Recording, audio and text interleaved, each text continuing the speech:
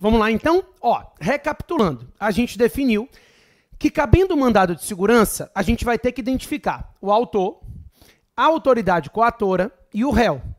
Definimos ainda que nesse mandado de segurança pede-se a notificação do coator e a ciência do réu. Então a gente vai ter 6 pedidos, porque a gente vai pedir a notificação do coator e a ciência do réu, vai pedir a procedência do pedido, não pode pedir produção de prova, mas juntada de documentos sim. Também a gente vai ver aqui depois e grifar que vai ter que ter a intimação do Ministério Público e a condenação em custas. Nada de honorários, mas custas. Então acresce-se aqui a intimação do MP. Se houver liminar, ao invés de 6 pedidos, serão 7, porque a lei prevê a possibilidade de liminar. E aí, no caso, o artigo 7º, inciso 3 da Lei 12.016, prevê que a liminar depende do fundamento relevante do pedido e do perigo de ineficácia da medida. Ou seja, o fumus boniuris e o periculum in mora serão indispensáveis para a concessão da medida liminar, né? Daí, pessoal, eu quero ainda que você saiba que no mandado de segurança, diferente das ações de procedimento comum, é possível que haja um foro privilegiado. Porque nessas ações, quem vai julgar o mandado de segurança varia de acordo com a autoridade coatora. Quem define a competência para julgamento do mandado de segurança é a autoridade coatora. Então, se essa autoridade coatora for de um nível hierárquico mais alto, o mandado de segurança pode iniciar em tribunal, ou não, pode iniciar numa ação perante juiz singular. Então, isso varia. Está espalhado na Constituição, a gente vai facilitar a vida de vocês. Abra para mim o artigo 20 da Lei 9.507. Esse artigo 20 da Lei 9.507. A Lei 9.507 é a lei de habeas data, mas a gente vai usar ele como macete. Para não errar a competência do mandado de segurança, basta a gente abrir o artigo 20 da Lei 9.507. Esse é o nosso macete, tá? Então a lei diz o seguinte, vamos lá. O mandado de segurança será impetrado originariamente perante o STF, se a autoridade coatora for presidente da República, se for ministro do próprio STF, presidente da Câmara ou do Senado, ou alguma das mesas da Câmara ou do Senado, procurador-geral da República ou presidente do Tribunal de Contas da União. Então, existem 6 situações em que o mandado de segurança será impetrado originariamente pelo STF, ou perante o STF. Então, verificou que a autoridade coatora é presidente da República, ministro do STF, presidente da Câmara ou do Senado, procurador-geral da República ou presidente do Tribunal de Contas da União, mandado de segurança perante o STF. Ah, meu Deus, eu tenho que decorar isso. Não precisa. A gente vai abrir o artigo 20 na hora, tá? Eu tô fazendo isso aqui com vocês, mas você não vai decorar nada. Na hora, você abre o artigo 20. Aí viu, são essas autoridades? Não são. Então não é perante o STF. Aí você vai seguindo a gradação. Deixa eu ver se quem vai julgar é o STJ. Aí se for ministro de Estado, então aqueles ministros diretos, né? Ministro da Saúde, Educação, Previdência, enfim, ministro de Estado, ou ministro do STJ. Ainda temos os comandantes das Forças Armadas, que não está na Lei 9.507 e que não interessa para a gente em prova de OAB de administrativo, né? Então, você vai olhar e vai dizer, ó, perante o STJ, se for ministro de Estado ou ministro do STJ. Não é o caso. Se não é o caso, então, vamos ver se é julgamento do TRF, se for desembargador do TRF ou juiz federal. Então, se a autoridade coatora for juiz federal ou desembargador do TRF, aí você impetra o seu mandado de segurança no TRF. Se não, aí vem o residual. Se for uma autoridade federal, mas não for nenhuma das autoridades acima, o próprio juiz federal julga o mandado de segurança. Nosso problema é que o artigo 20, ele trata somente de autoridades federais, né? Então, vou repetir, ele começa dizendo: julga perante o STF, originariamente, você vai impetrar o mandado de segurança no STF, se a autoridade coatora for presidente da República, ministro do STF, Câmara ou Senado, procurador-geral da República ou TCU. Se não, STJ, desde que seja ministro de Estado ou do STJ. Se não, TRF, se for desembargador do TRF ou juiz federal. Se não, juiz federal. Se for qualquer outra autoridade federal que não tenha sido analisada anteriormente. Ótimo. E se forem autoridades estaduais ou municipais? Aí não tem onde a gente achar. Porque isso está na Constituição Estadual, né? E por isso, como está na Constituição Estadual, a gente não tem como achar. Qual é a regra que a gente vai seguir? Simples. Qualquer autoridade estadual ou municipal faz com que você direcione o seu mandado de segurança para um juiz estadual, salvo se a autoridade estadual ou municipal for governador, prefeito de capital ou secretário estadual, secretário do estado. Aí, nesse caso, quem julga o mandado de segurança é o Tribunal de Justiça. Então, nossa dica é GPS. Preste atenção. Vou repetir. As autoridades federais, a competência para julgamento do mandado de segurança não tem que decorar nada. Abriu o artigo 20, tá lá. Então, não tem nada para decorar. Abriu o artigo 20, tá lá dizendo. Vai ser perante o STF, se forem essas autoridades. Não é STJ, não é TRF, não é juiz federal. Ponto. Agora você verificou que não é autoridade federal. Nem adianta abrir o artigo 20. Nós vamos ter que analisar da seguinte forma. Se é uma autoridade estadual ou municipal, em regra, o mandado de segurança tramita perante juiz singular, juiz estadual, juiz de direito. Existe a possibilidade do mandado de segurança ser impetrado originariamente perante o Tribunal de Justiça, se a autoridade coatora for GPS, governador, prefeito de capital ou secretário de estado. Então, se a autoridade coatora for GPS, governador, prefeito de capital ou secretário de estado, aí você vai direcionar o seu mandado de segurança diretamente para o Tribunal de Justiça. Ok? Ótimo. Tá aqui nossa dica de competência do mandado de segurança. Com isso entendido, vamos grifar os artigos importantes? Ah, outra coisa, eu tenho um detalhe. O artigo 21 da Lei 12.016, ele prevê o mandado de segurança coletivo.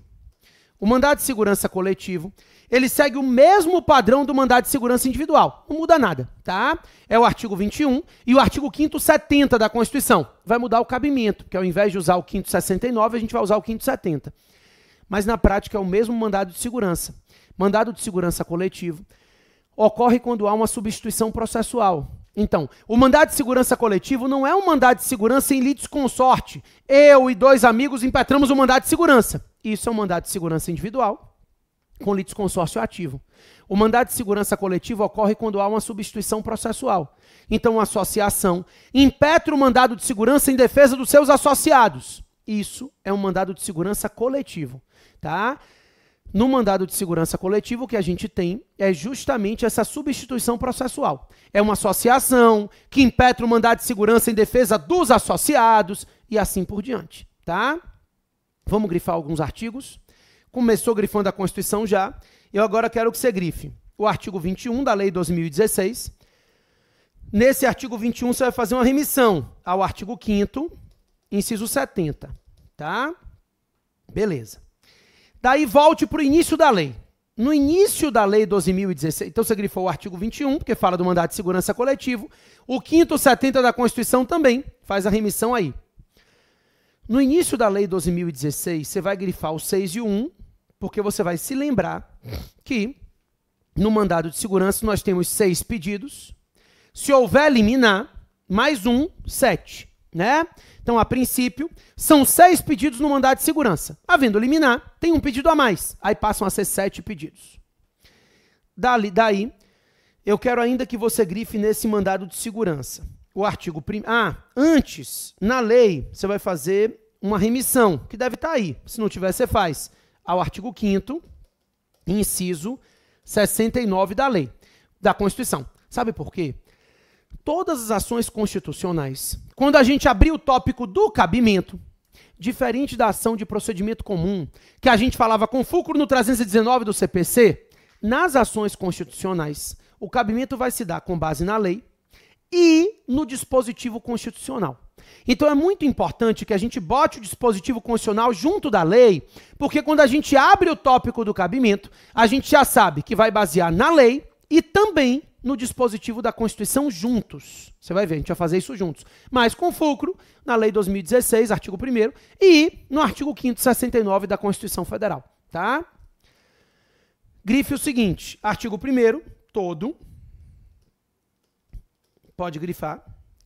O artigo 5º, que fala que não cabe mandado de segurança quando couber recurso com efeito suspensivo, trânsito em julgado e tudo mais.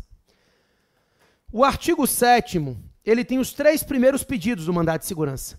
O inciso 1 é o que trata da notificação do coator.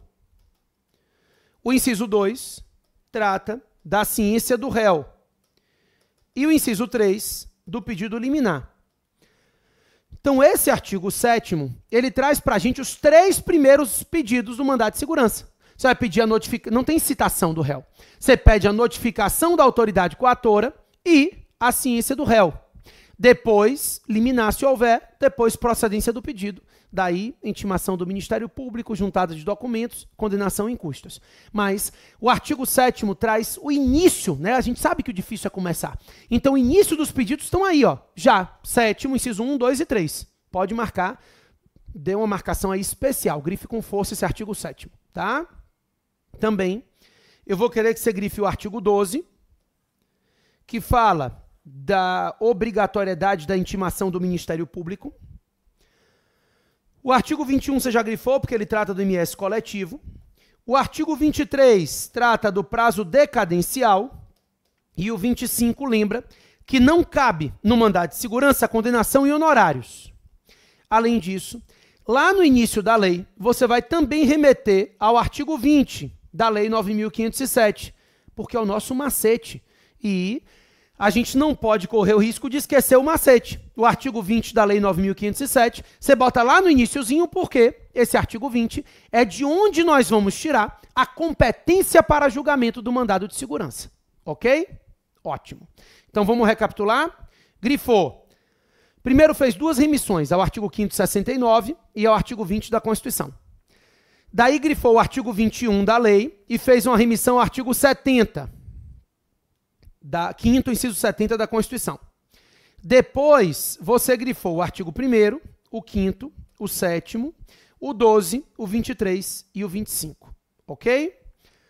Pessoal, vamos treinar. A gente aprende as peças na medida em que a gente vai treinando. Nosso método de aprendizado é treinamento, não vai ter dificuldade nenhuma. Você vai ver. Vamos lá.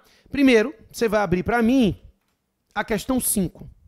Carmen Steffens e Jorge Armani são casados há 5 anos, sendo ele servidor público federal do Ministério da Saúde, lotado em Brasília, cidade na qual ela atua como empregada da Empresa Brasileira de Correios e Telégrafos. Em 20 de agosto de 2013, Carmen, por necessidade da empresa em que trabalha, foi transferida para prestar serviços em Salvador, na Bahia, razão pela qual seu esposo requereu a remoção ao poder público. O Ministério da Saúde, o ministro da Saúde, negou o pleito, afirmando que não havia interesse da administração pública na remoção do servidor, explicando ainda se tratar a remoção de ato administrativo discricionário. O ato que negou o pleito foi publicado em 15 de dezembro de 2013. Inconformado, Jorge contratou seu escritório de advocacia para propor a ação, com a intenção de anular o ato que negou sua remoção.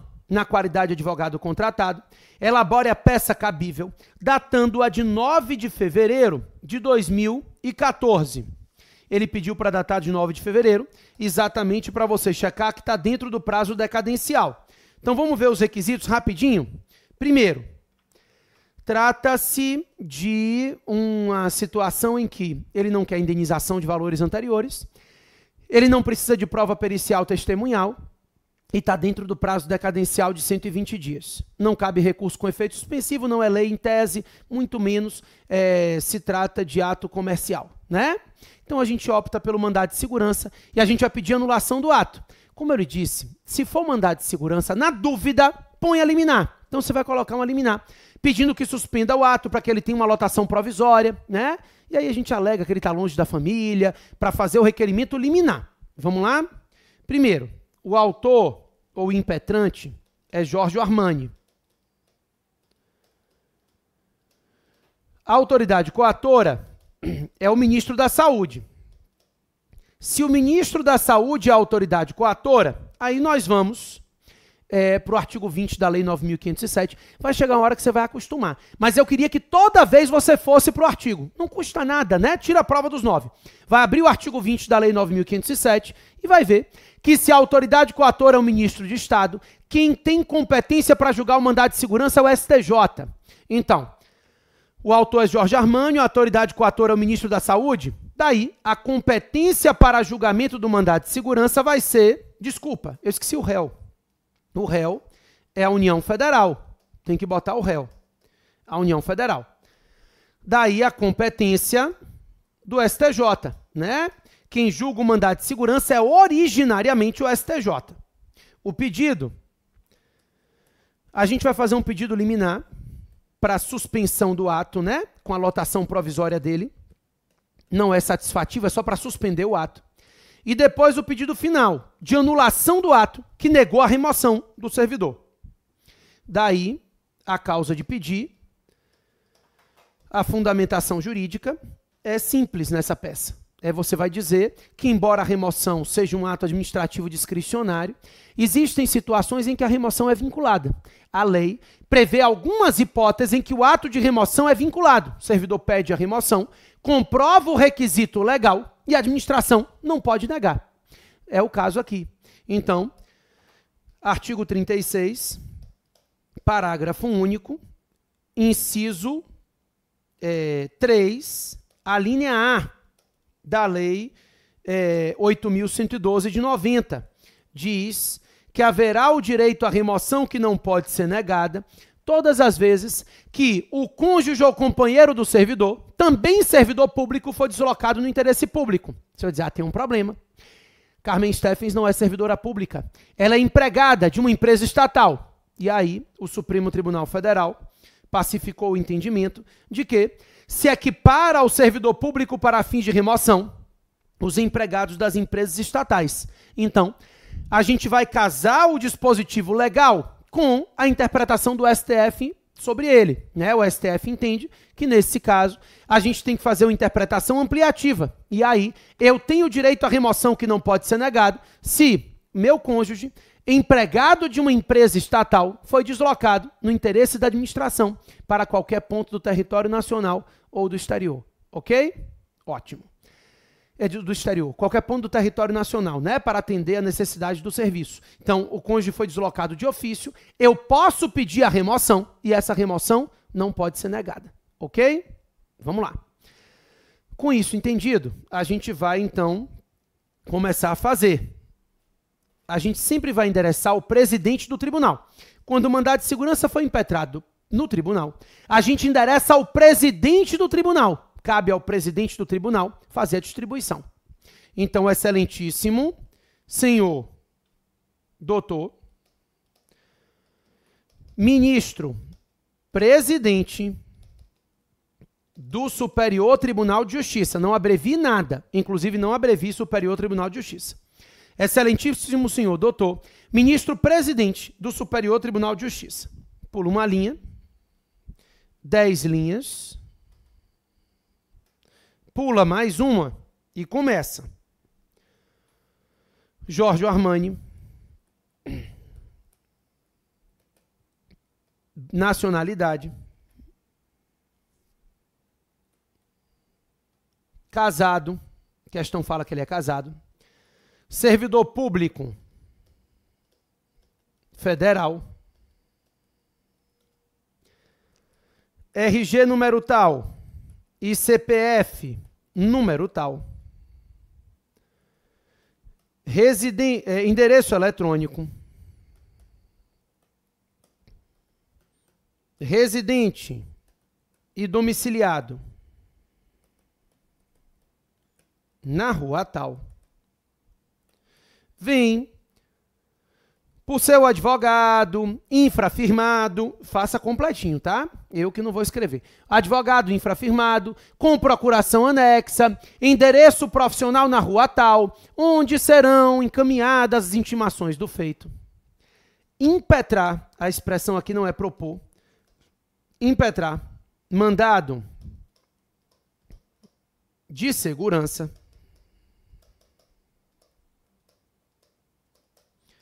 com pedido liminar contra ato do ministro da Saúde. Eu não preciso qualificá-lo. Ele não é réu, tá? Ele é autoridade coatora. Então a gente não faz a qualificação, né? Endereço, nacionalidade, estado civil, nada disso. Basta dizer que é um agente público e informar qual é a lotação dele, porque ele vai ser notificado lá no trabalho para prestar informações, tá? Então não precisa de endereço, não precisa de residência, nada disso. Ele não é réu do mandado de segurança, tá? Vou repetir. Vamos lá, com calma. Excelentíssimo senhor doutor ministro presidente do Superior Tribunal de Justiça. Pulei uma linha, 10 linhas, pulei mais uma, comecei. Jorge Armani, nacionalidade, casado, servidor público federal, RG número tal e CPF número tal, endereço eletrônico, residente domiciliado na rua tal, vem, por seu advogado infrafirmado, com procuração anexo, pererê parará, impetrar, mandado de segurança com pedido liminar, contra ato do ministro da Saúde, agente público, com endereço profissional, na rua tal. Pronto. Só preciso disso, né? Informar que ele é agente público e informar o endereço profissional. Mais nada. Aí vem o réu. E, em face da União Federal. Então, ele impetra o mandado de segurança contra ato do ministro da Saúde e em face da União Federal. Agora sim, ré, qualifique. Pessoa jurídica de direito público interno, CNPJ tal, endereço eletrônico, com sede na rua tal,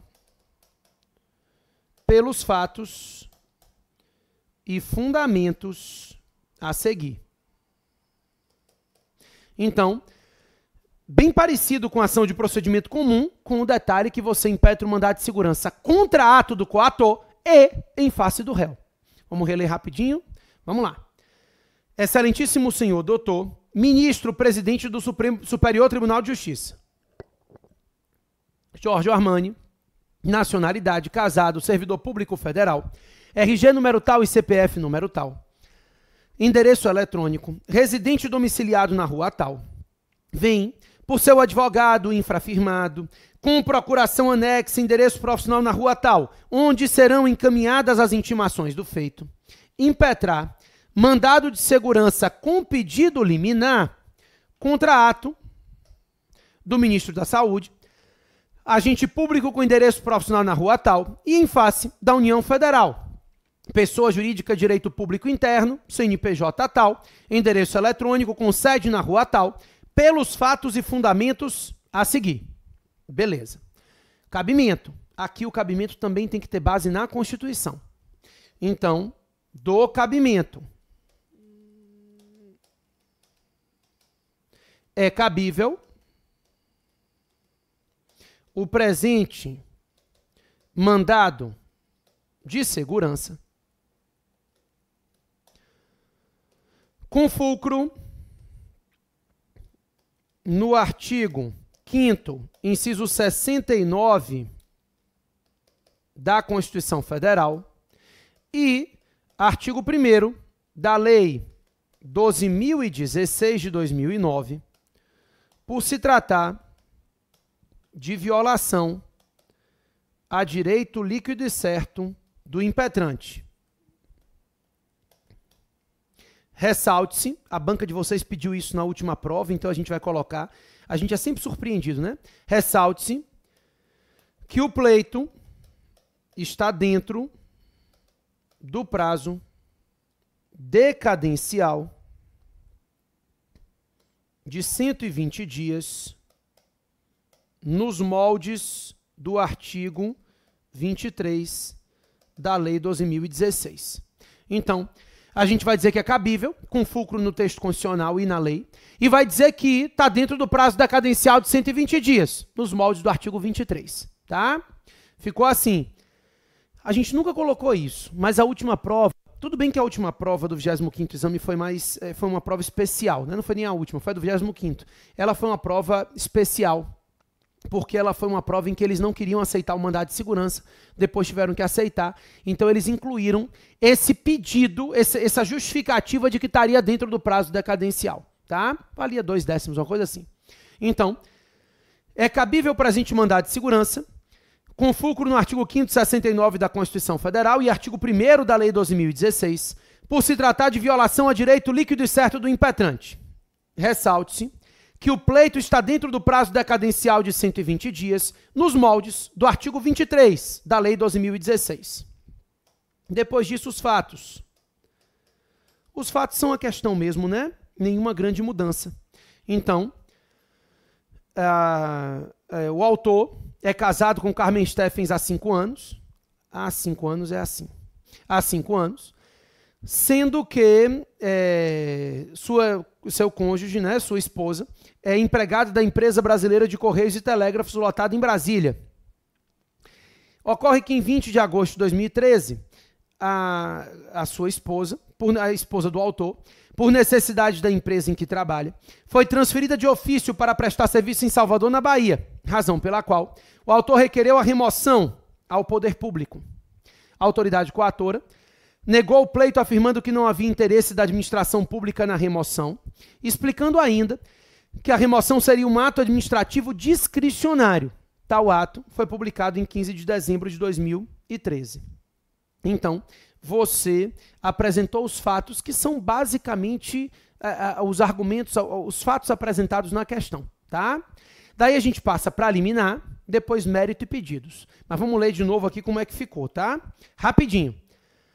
Excelentíssimo senhor doutor, ministro presidente do Superior Tribunal de Justiça. 10 linhas.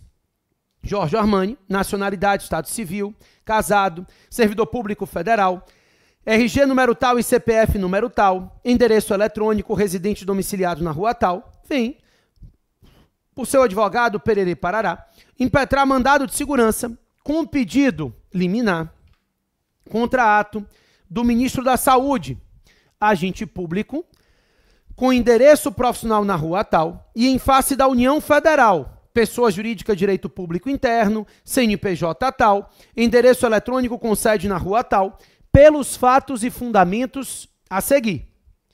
Aí o cabimento. Toda ação constitucional, a gente vai embasar também o cabimento na Constituição, além da lei. Isso vai ser importante. Então é cabível o presente mandado de segurança, com fulcro no artigo 5º, inciso 69 da Constituição Federal e artigo 1º da Lei 12.016 de 2009, por se tratar de violação a direito líquido e certo do impetrante.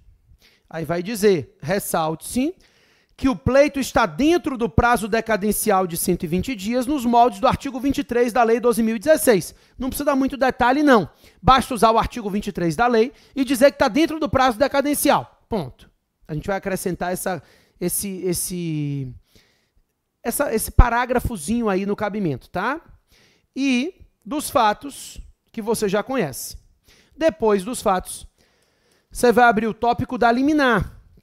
A liminar, pessoal, é como na tutela de urgência. A gente viu que o tópico tem 4 parágrafos. Apresentando os argumentos, só que aqui, ao invés do 300 do CPC, você vai usar o artigo 7º, inciso 3 da Lei 12.016. Então, o artigo 7º, inciso 3, que fala fundamento relevante do pedido e perigo de ineficácia da medida. Depois disso, um parágrafo para cada argumento e um último para conclusão, né? Beleza. Nenhuma grande dificuldade aqui. Eu volto para a gente fazer a liminar juntos. E depois que a gente fizer a liminar, depois da liminar vem mérito e pedidos. Sendo que no mandado de segurança, nós teremos 6 pedidos mais o pedido liminar 7. Na dúvida, no mandado de segurança, você faz ali pedido liminar. Então, o mandado de segurança, a regra é que haja liminar. Se não tiver, e você tiver colocado, você não vai perder ponto, não. Então, na dúvida, eu sempre vou te pedir para colocar liminar no mandado de segurança, tá? Já volto para a gente fazer a liminar junto. Sai daí não.